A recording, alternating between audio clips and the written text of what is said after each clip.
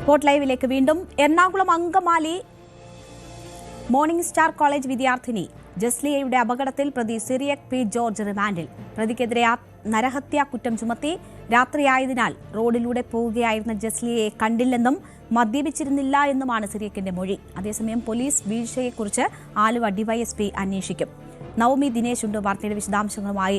നവമി, മദ്യപിച്ചിരുന്നോ ഇല്ലയോ എന്ന് തെളിയിക്കാൻ ഇനി വലിയ ബുദ്ധിമുട്ടാണ്. കാരണം അതിന് ഏറെ ദിവസങ്ങൾക്ക് ശേഷമാണ് ഈ പ്രതിയെ പിടികൂടാൻ കഴിഞ്ഞിരിക്കുന്നത്. എന്തൊക്കെയാണ് ഇയാൾ ഇപ്പോൾ പോലീസിനോട് പറഞ്ഞിട്ടുള്ള കാര്യങ്ങൾ ഈ അപകടവുമായി ബന്ധപ്പെട്ട്?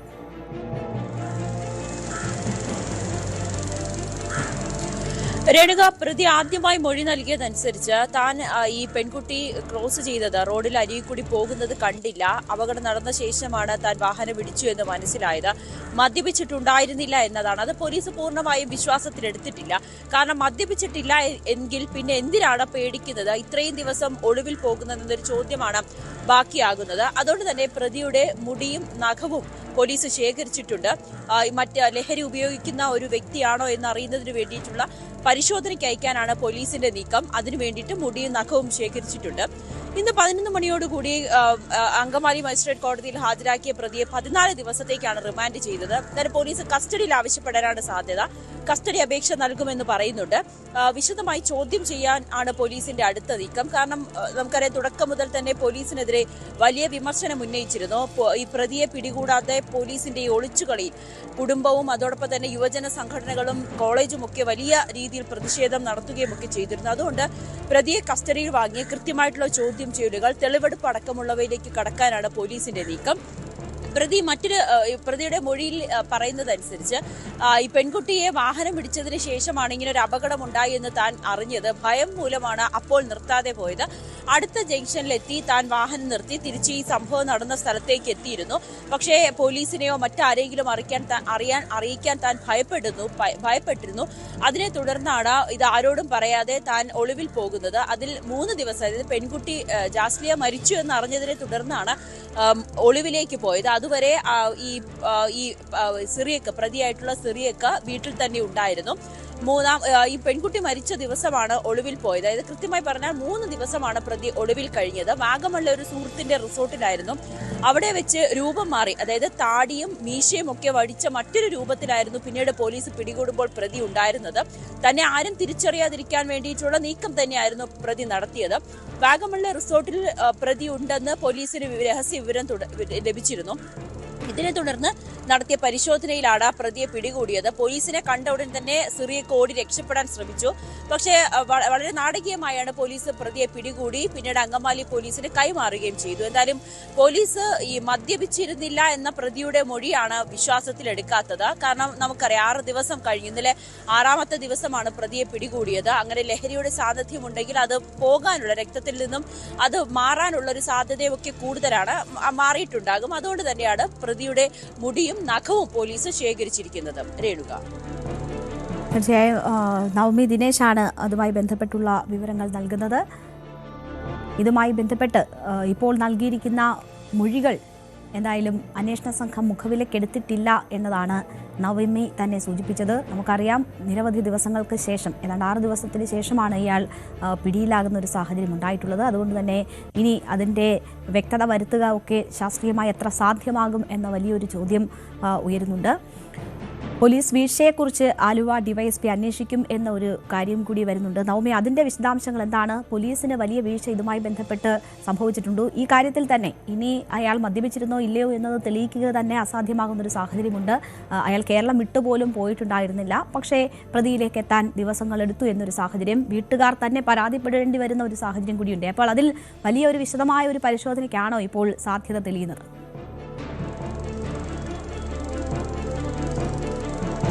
രേണുക, കുടുംബം തന്നെ തുടക്കം മുതൽ പോലീസിനെതിരെ വലിയ വിമർശനം ഉന്നയിച്ചിരുന്നു. ഈ അങ്കമാലി ഭാഗത്ത് വെച്ച് പെൺകുട്ടിക്ക് അപകടം സംഭവിക്കുന്നു.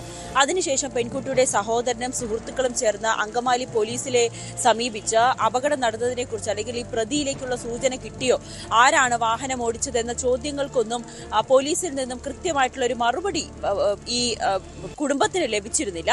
പിന്നീട് പ്രതിയെ പിടികൂടുന്നതിൽ അടക്കം വലിയ വീഴ്ചയായിരുന്നു പോലീസിന്റെ ഭാഗത്തു നിന്നും ഉണ്ടായത്. CCTV സംവിധാനങ്ങളൊക്കെ ഇത്രയും പുരോഗമിച്ച കാലഘട്ടത്തിൽ അല്ലെങ്കിൽ കേരള പോലീസിനെ സംബന്ധിച്ച് ഒരു പ്രതിയെ പിടികൂടുക എന്ന് പറയുന്നത് അത്രയും വലിയൊരു സംഭവമല്ല. അതും ഈ നമുക്കറിയാം, ഈ രാഷ്ട്രീയ അല്ലെങ്കിൽ വളരെ രാഷ്ട്രീയ സമ്മർദ്ദമുള്ള കേസുകളിലല്ലാതെ പോലീസ് ഇത്തരത്തിലുള്ള കേസുകളിലൊക്കെ പ്രതിയെ നിഷ്പ്രയാസം തന്നെ പിടികൂടുന്നതാണ്. പക്ഷേ ഈ ഒരു സാഹചര്യത്തിലേക്ക് വന്നപ്പോൾ, സിറിയക്കിന്റെ കാര്യത്തിലേക്ക് വന്നപ്പോൾ പോലീസ് ഒരു അലംഭാവം കാട്ടിയെന്ന് പ്രഥമ ദൃഷ്ട്യാ തെളിയുന്നതാണ്.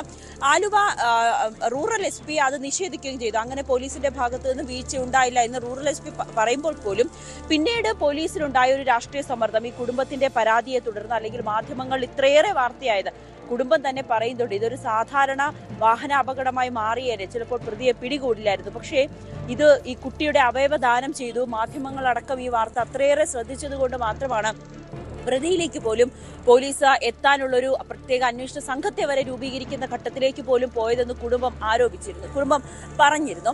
അങ്ങനെ ആലുവ ഇത്തരത്തിൽ വലിയ വീഴ്ച തന്നെയാണ് അങ്കമാലി പോലീസിന് ഉണ്ടായിരിക്കുന്നത് എന്നുള്ള വലിയ വിമർശനം ഉയരുന്ന സാഹചര്യത്തിൽ തന്നെയാണ് ആലുവ DYSPയോട് ഇതിൽ ഒരു അന്വേഷണം നടത്തി റിപ്പോർട്ട് കൈമാറുവാൻ റൂറൽ SP നിർദ്ദേശം നൽകിയിരിക്കുന്നത്. അങ്ങനെയാണെങ്കിൽ ആലുവ പോലീസിൽ എന്തുകൊണ്ടാണ് ഇവർ പ്രതിയെ പിടികൂടാൻ ഇത്രയും വൈകിയത്, അതും ഇത്രയേറെ വിവാദമായി ചർച്ചയായതിനു ശേഷമാണ്, പ്രതിഷേധം അടക്കം നടന്നതിന് ശേഷമാണ് പ്രതിയെ പിടികൂടുന്ന ഘട്ടത്തിലേക്ക് പോലും പോലീസ് കടന്നത്.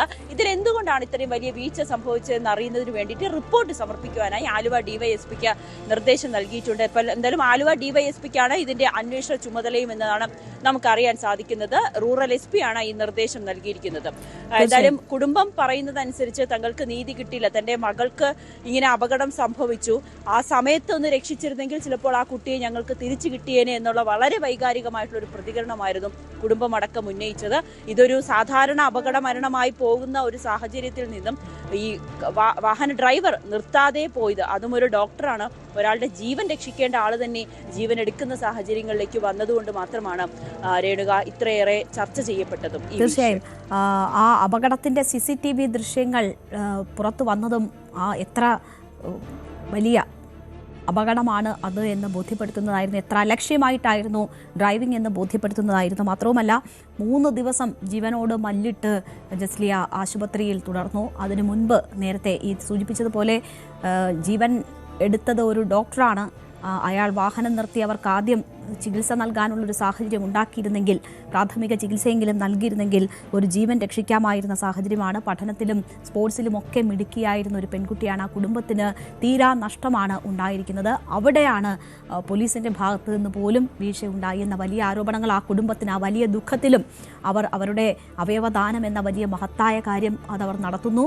അതിനുശേഷം അതേ കുടുംബത്തിന് പരാതിപ്പെടേണ്ടി വരുന്നു, പ്രതിഷേധിക്കേണ്ടി വരുന്നു. കൃത്യമായ ഒരു അന്വേഷണം അതിൽ നടക്കാനെന്ന് പറയുമ്പോൾ അത് വളരെ ഗൗരവമുള്ള സാഹചര്യമാണ്.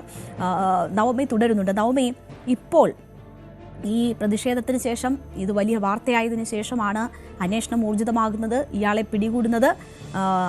സ്വന്തം അച്ഛൻ്റെ കൂടി ഒത്താശയോടുകൂടി കേരളത്തിൽ തന്നെ സുഖവാസ കേന്ദ്രത്തിൽ ഒളിവിൽ താമസിക്കുകയായിരുന്നു ഇയാൾ. ആരുടെയെങ്കിലുമൊക്കെ കൂടുതൽ സഹായങ്ങൾ അയാൾക്ക് ലഭിച്ചിട്ടുണ്ടാകും.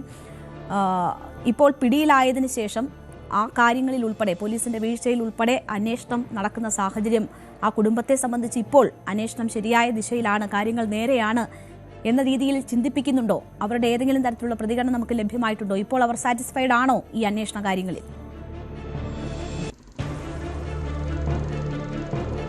രണിക, ഇന്നലെ കുടുംബം ഈ പ്രതി സിറിയക്കിന്റെ അറസ്റ്റിന് ശേഷം പ്രതികരിച്ചിരുന്നു. കുടുംബം സന്തോഷമുണ്ട്, പ്രതിയെ അറസ്റ്റ് ചെയ്തതിൽ സന്തോഷമുണ്ട്. തന്റെ മകൾക്ക് നീതി നിഷേധിച്ചു എന്ന് കരുതിയിടത്തു നിന്നുമാണ് പ്രതിയെ പിടികൂടാൻ പോലീസ് തീരുമാനിച്ചത്. എന്തായാലും അതിൽ സന്തോഷമുണ്ടെന്ന് കുടുംബം പറയുന്നു. പക്ഷെ അങ്ങനെയെങ്കിൽ പോലും സ്വന്തം മകളുടെ ഉണ്ടായ നഷ്ടത്തിനപ്പുറത്തേക്ക് അവർക്കൊന്നും വലുതായില്ല. പക്ഷെ മകൾക്ക് ചെറിയ രീതിയിലെങ്കിലും ഒരു നീതി നേടിക്കൊടുക്കുവാൻ ആ കുടുംബത്തിന് കഴിഞ്ഞു എന്നൊരു ആശ്വാസത്തിലാണ് അവരിപ്പോഴും. ഇനി അടുത്ത ഘട്ടമെന്നോണം പോലീസിന്റെ അന്വേഷണം ഈ പ്രതിയെ ചോദ്യം ചെയ്യുന്നതിന് വേണ്ടി കസ്റ്റഡിയിൽ വാങ്ങുക എന്നതാണ്. കസ്റ്റഡിയിൽ വാങ്ങി വിശദമായി ചോദ്യം ചെയ്യും. തെളിവെടുപ്പ് അടക്കം ബാക്കിയാകുന്നുണ്ട്. ഇന്നലെ വൈകിട്ടോടുകൂടി പ്രതിയെ പോലീസ് സ്റ്റേഷനിൽ എത്തിച്ചെങ്കിൽ പോലും ചോദ്യം ചെയ്യലിന് ശേഷം പ്രതിക്ക് ദേഹാസ്വസ്ഥം അനുഭവപ്പെടുകയും അടുത്തുള്ള ആശുപത്രിയിൽ പ്രവേശിപ്പിച്ച് അതിനുശേഷം ഇന്ന് രാവിലെ നേരെ കോടതിയിൽ ഹാജരാക്കുന്ന സാഹചര്യമായിരുന്നു.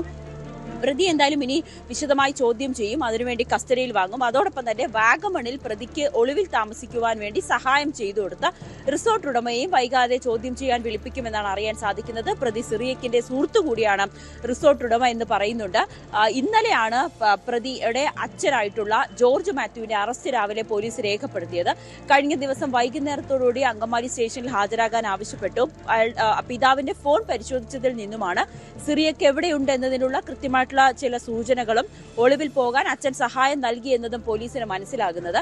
അങ്ങനെ അച്ഛനെയും പ്രതിയാക്കിയായിരുന്നു ഇന്നലെ പോലീസ് അറസ്റ്റ് രേഖപ്പെടുത്തിയത്. അതിനുശേഷം ഉച്ചയോടുകൂടി കോടതിയിൽ ഹാജരാക്കി കോടതി ജാമ്യം നൽകി. പ്രതിക്ക് ഒളിവിൽ താമസിക്കാൻ സഹായം നൽകി എന്നതായിരുന്നു അച്ഛനെതിരെ ചുമത്തിയിരിക്കുന്ന കുറ്റവും. എന്തായാലും വരും ദിവസങ്ങളിൽ ഈ കേസുമായി ബന്ധപ്പെട്ട് കൂടുതൽ പ്രതികൾ ഉണ്ടാകുമെന്ന് ഉറപ്പായിട്ടുണ്ട്. അടുത്തതായി വാഗമണിലെ റിസോർട്ടിൽ താമസിച്ച റിസോർട്ട് ഉടമയെ ചോദ്യം ചെയ്യാൻ വിളിപ്പിക്കുമെന്നാണ് അറിയാൻ സാധിക്കുന്നത്. കാരണം വളരെ ഗൗരവകരമായിട്ടുള്ള ഒരു കേസ് തന്നെയാണ്.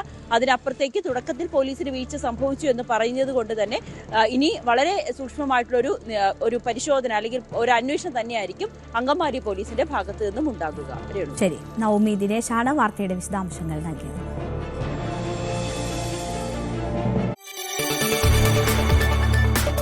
കൂടുതൽ വാർത്തകൾക്ക് news 18 Keralam YouTube channel subscribe ചെയ്യുക.